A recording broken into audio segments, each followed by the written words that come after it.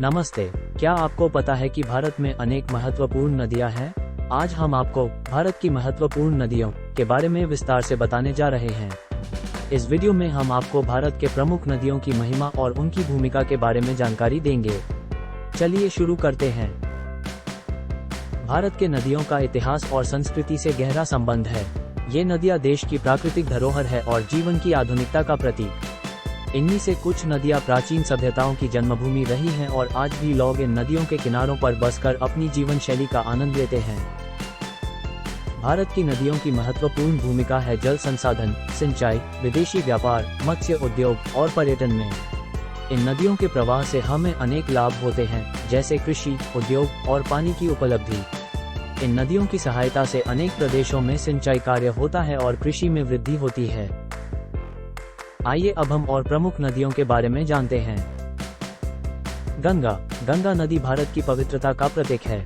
इस नदी का प्रवाह उत्तराखंड से लेकर वेस्ट बंगाल तक होता है और इसके किनारे पर कई प्रमुख शहर बसे हुए हैं।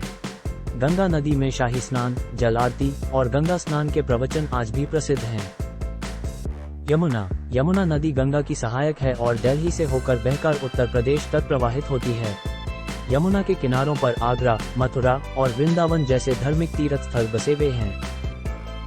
ब्रह्मपुत्र नदी भारत के पश्चिमी प्रदेशों से होकर बहकर अरुणाचल प्रदेश, असम और बांग्लादेश तक जाती है।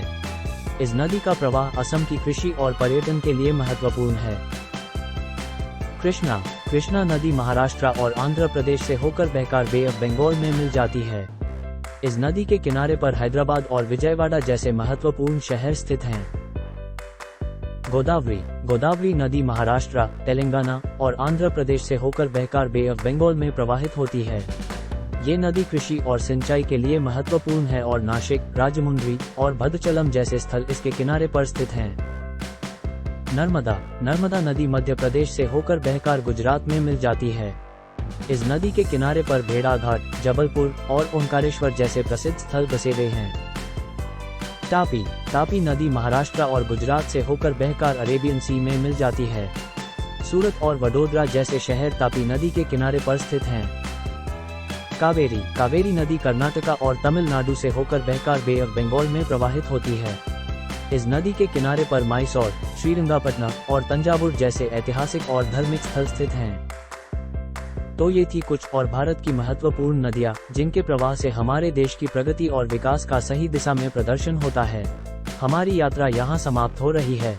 हम आशा करते हैं कि आपको ये वीडियो इन्फॉर्मेटिव लगा होगा और आपको भारत की नदियों के बारे में नए ज्ञान की प्राप्ति हुई होगी। अगर आपको ये वीडियो पसंद आया है तो इससे जरूर लाइक करें, शेयर करें और हमारे चैनल को सब्सक्राइब करें।